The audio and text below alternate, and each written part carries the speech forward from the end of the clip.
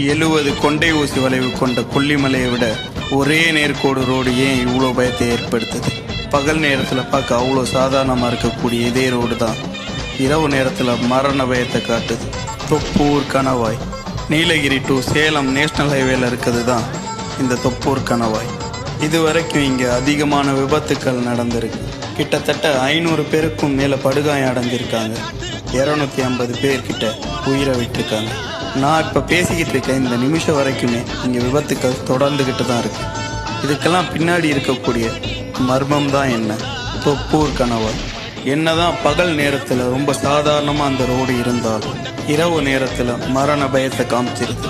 இந்த சாலையில் பயணம் பண்ண நிறைய பேர் என்ன சொல்கிறாங்கன்னா, இரவு நேரங்களில் வண்டி ஓட்டிகிட்டு போய்கிட்டு இருக்கும்போது யார் என்னன்னே தெரியாமல் திடீர்னு ஒரு பெண் தன்னோட கை குழந்தையோட உங்கள் வண்டி முன்னாடி வந்து விழுந்துடுவாங்க.